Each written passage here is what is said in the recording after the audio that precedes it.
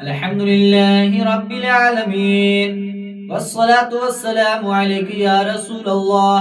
الصلاة والسلام عليك يا حبيب الله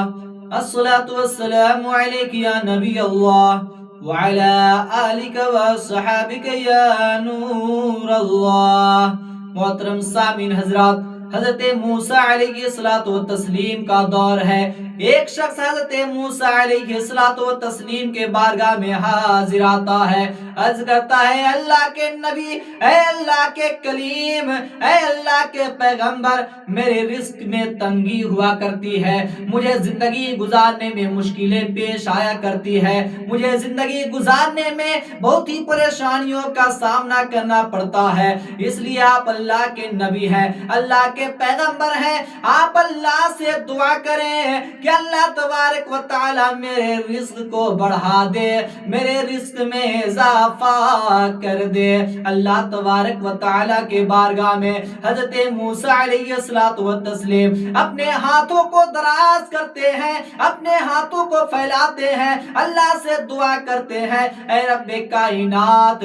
اس شخص کے رزق میں اضافہ کر دے، اس شخص کے رزق کو بڑھا دے. رب کائنات کی ندا آتی ہے: اے موسیٰ، اگر اس کے رزق کو ابھی بڑھا دیا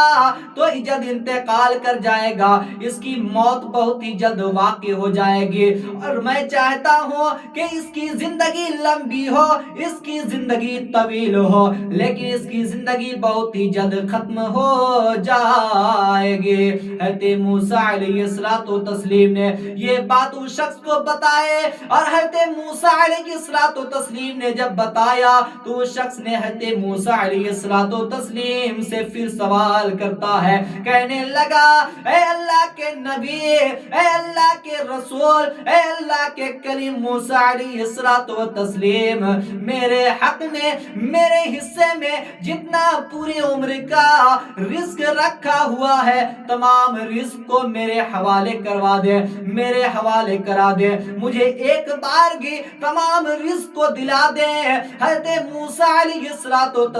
اللہ کے نبی ہے، اللہ کے پیغمبر ہیں، اللہ کے کلیم، وہ اللہ کے بارگاہ میں دعا کرتے ہیں: اے رب کائنات، اس شخص کے پوری عمر کے رزق کو ایک ہی مرتبہ اسے عطا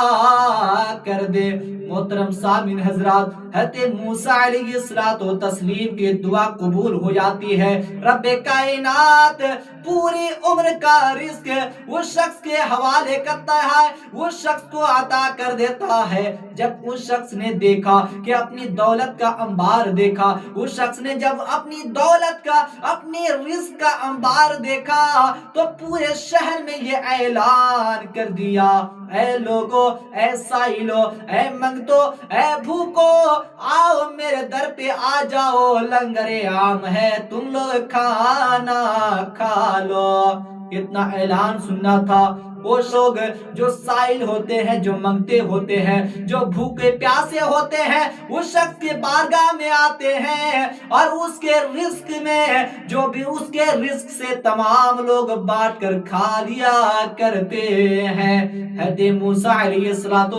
نے اندازہ لگا لیا تھا کہ اس کے حصے کے جتنا رزق ہے یہ زیادہ سے زیادہ ایک ہفتہ 2 ہفتہ چلے گا، پھر اس کا رزق ختم ہو جائے گا، اس کی موت واقع ہو جائے گی، یہ زندگی سے ہمیشہ کے لیے منہ موڑ جائے گا. حضرت موسیٰ علیہ السلام 1 ہفتہ کے بعد اسی شخص کے بارگاہ میں آتے ہیں، اس شخص کے پاس آتے ہیں، دیکھتے ہیں وہ شخص ابھی بھی زندہ ہے اور رزق اتنا ہی کا اتنا ہی ہے، اس کے رزق کا حصہ ابھی تمام کے تمام باقی ہے. دوسرے ہفتہ حضرت موسیٰ علیہ السلام آتے ہیں، تشریف لاتے ہیں، دیکھتے ہیں کہ وہی شخص ابھی تک زندہ ہے، اس کا رزق بھی ابھی اتنا ہی ہے، بلکہ اس سے بڑھتا چلا جا رہا ہے، کوئی کمی نہیں آ رہی ہے. حضرت موسیٰ علیہ السلام حیرانگی کے ساتھ رب کائنات سے سوال کیا: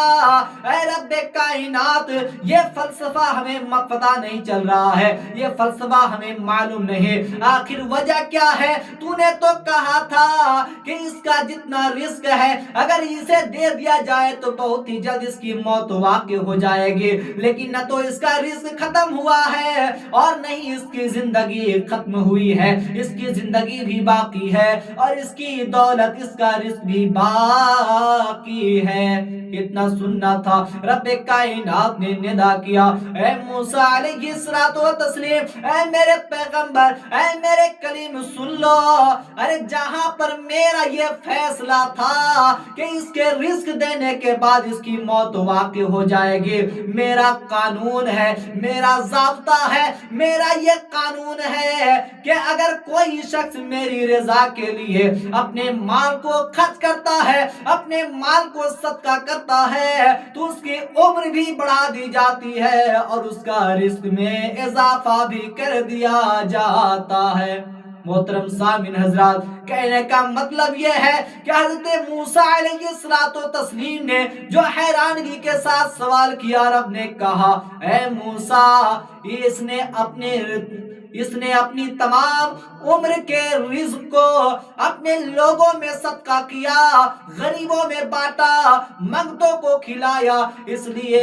اس کے رزق کو بھی بڑھا دیا گیا ہے اور اس کے رزق کو بڑھانے کے بعد اس کی عمر کو بھی بڑھا دی گئی ہے۔ محترم سامعین حضرات، اس لیے ہمیں چاہیے کہ اللہ تبارک و تعالیٰ کی عطا کردہ مالوں میں سے ہم غریبوں پہ خرچ کریں، غریبوں پر خرچ کر کے اپنی عمر میں بھی اضافہ کرائیں اور اپنے رزق میں بھی برکتیں نازل کرائیں۔